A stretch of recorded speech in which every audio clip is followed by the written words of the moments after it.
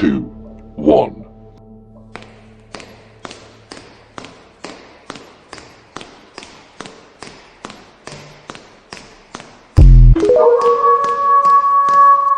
Welcome to another video. So this video is one I've been wanting to do for a while. It's a different style from what I'm usually doing, but what it is, this is about Watergrove. I've done so much content up there and been up there so many times.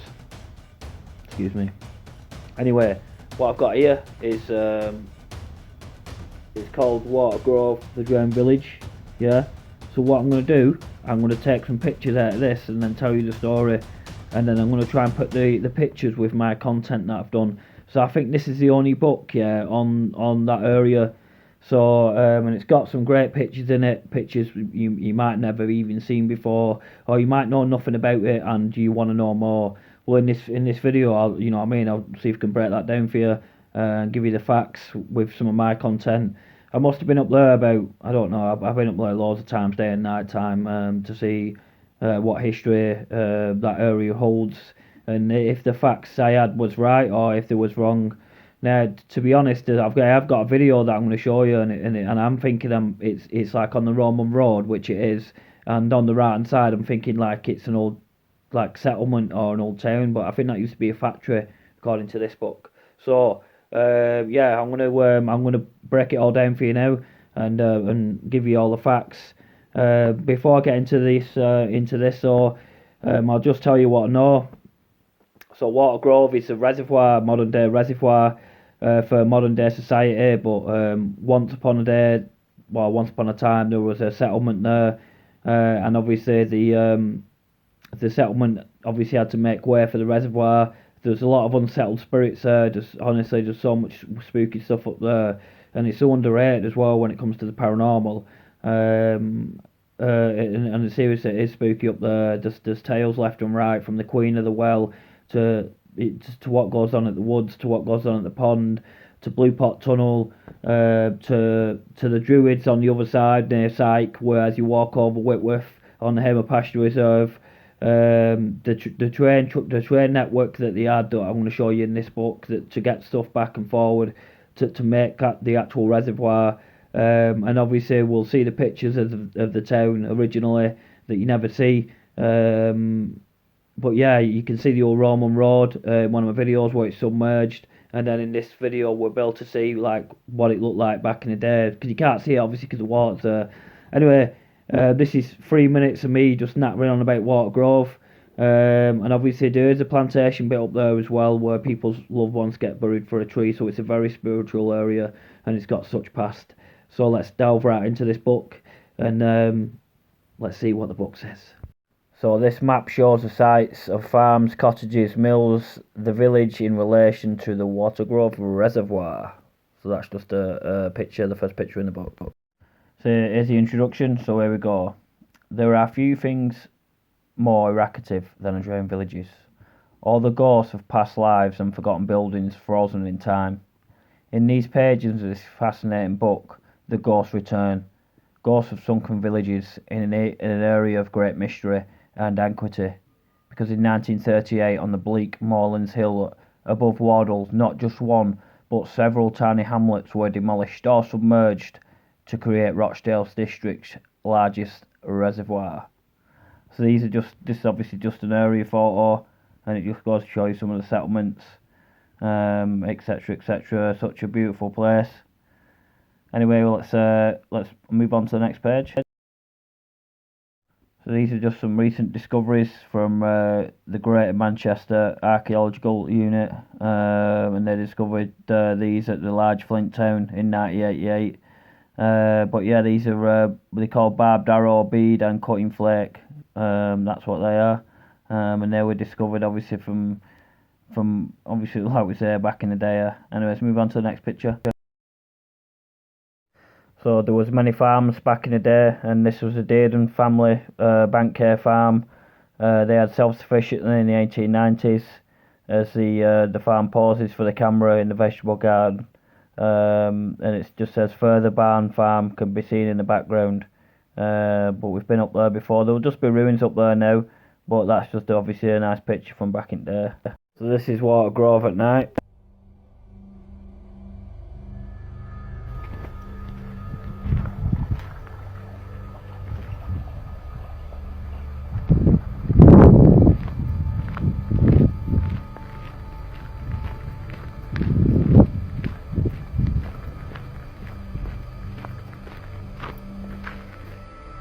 Check out, the moon's just breaking.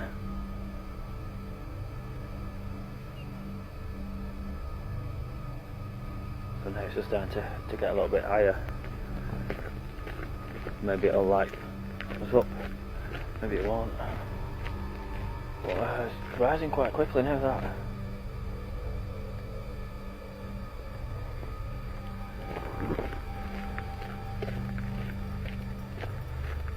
Right, the gate's not far now.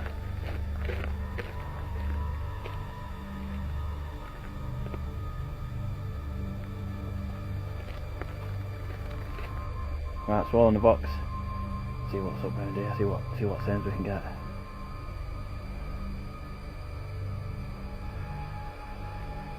The gate's just down here, and this is the main crossroad.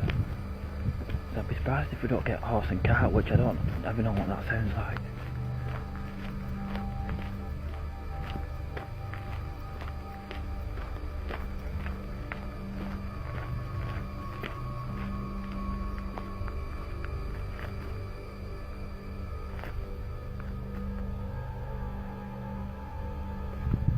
That's still up there.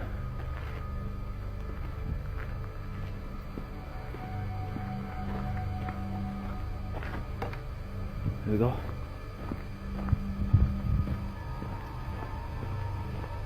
Down into a little town.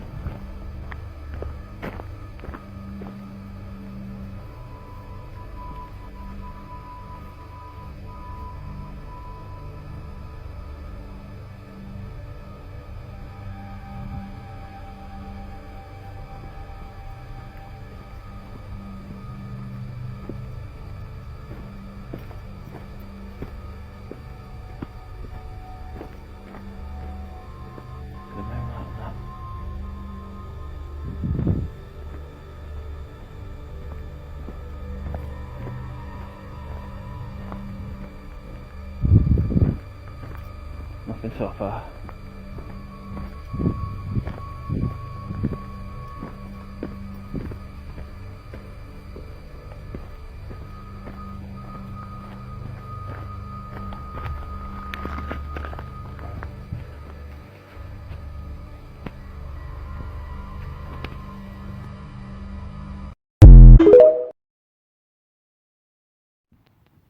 So this is a wife and child in the 1920s, and obviously this is Thimble Hall Farm, and this is the struggle back in the day. So this is what you call bygone days at Thimble Hall Farm, as these, obviously this is a picture back in there. I don't even think that's standing now. You just obviously got more remains, but again, a lot of horses used back in there. So this is a picture of High Wardle Farm, dated 16th century, 1646, and it was built against the impressive backdrop of Brown Wardle Hill. So 3 farms appear on this photograph taken during the building of the reservoir. On the right, Littletown Farm and cottages, dated 1778. In the centre distance, a huge spread of Rhodes Farm to the left above the excavator's cab. High Wardle Farm can be just seen. These are some construction, like a drawing back in the day with some construction plans. And the next bit is Watergrove Mill back in day. It's obviously someone lives there now. It's like a millionaire's mansion or whatever. And yeah, that's got some history added to it as well. That's very spiritual around there at night time. I think there would have been people that died there from working, but this is the 30-foot diameter undershot water wheel at Rhodes Mill. The smaller diameter cogwheel bolted to the rear wooden spokes. But yeah, that's an old mill that would have been used for water. How they used the water for energy, like kinetic energy, stuff like that. So this one, like the picture says, it's a high-sided cart used for carrying coal from the Watergrove coal mines on the horse and cart track, which is still there today. So we'll be doing some video soon there. So this is my favourite photograph. This is Watergrove Village, photographed on Ramsden Road, coming up from near the Trapping. Bowers Road, nicknamed Tobin Terrace, is on the left, with Middle Hill in the distance. The whole of this village seen now lies beneath Watergrove Reservoir, which is sometimes when the water comes all the way down, you might be able to see it, but that's sat in its head, what it looked like. So next is like the construction of Watergrove, and you can see the railway lines there and the logistics that they had to do to make that possible. And obviously this is the men at work. Obviously grafting, I don't know, 12 hours a day maybe to get that done. Superb logistics. So this is what the water pumping station would look like back in there, what I just mentioned before. That's like I think that was like the modernisation to it, and they're the holding tanks, I think. So this is Blue Pot Tunnel that's now obviously sealed off. You can't get in there, but you can just see the water run through. Obviously I've been here before, but it just takes you, it's like a shortcut through basically. I think it's a mile long, what everyone used to say back in there, that was a mile long tunnel. This is obviously the tower now, but yeah, this is mad making this. So this is where wellies will be worn on a school outing to the recently completed Watergrove Reservoir in 1938. In the distance across the water, deserted but still standing little town farm and cottages. You can see them. So there are much sinister things that have happened at Watergrove as well. But yeah, there was this young boy. There's been many young boys that have died up there. There were a 6-year-old that died who got lost on the moors, and there's supposed to be a plaque which is that represents his death. I think he got strayed. He strayed away something in November 1929. But yeah, the unfortunate soul, obviously perished and succumbed to the elements. So this is the last picture I'm going to show you, then I'm going to finish with a video. So 4 brave Rochdale Town Councillors about to be lowered down the reservoir embankment trench. The man on the foreground was Alderman Charles Dayden, and Dayden's quite a popular name in around Wardle. That name's gone on for some time. Anyway, let's finish on a Watergrove video.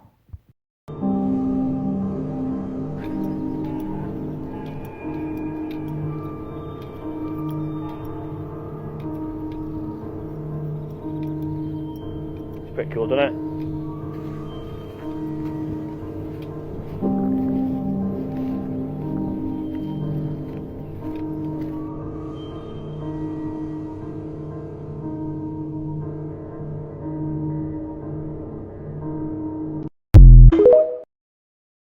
So this is a gun club.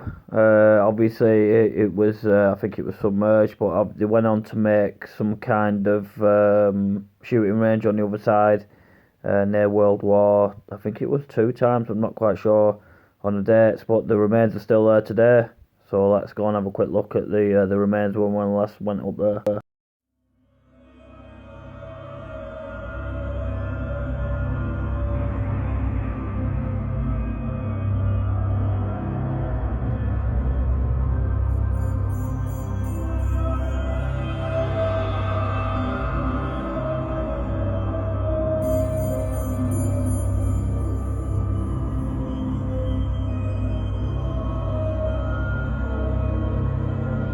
These are white noise, so just have to bear with it.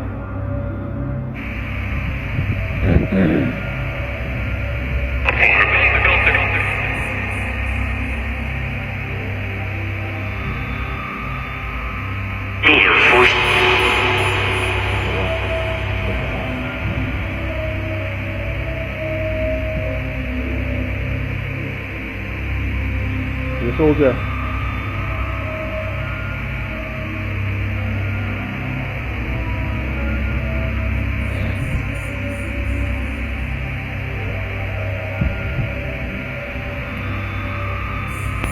Gave him post.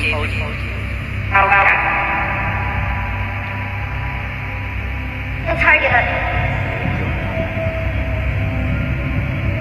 Let him kill him.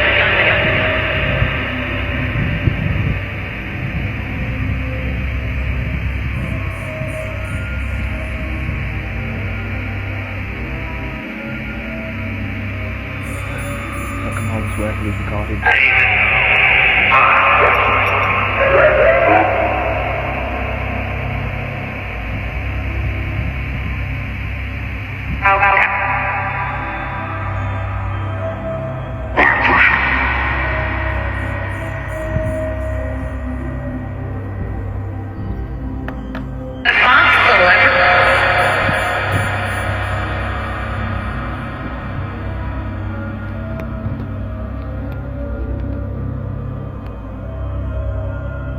I'll think of that.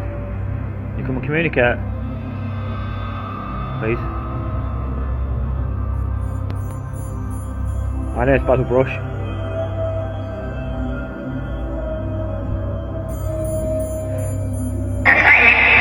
Nice to meet you.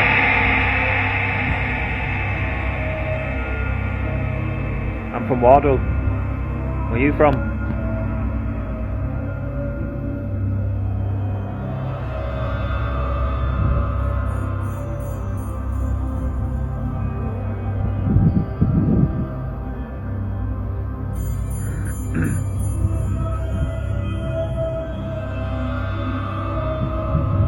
Did he shoot weapons?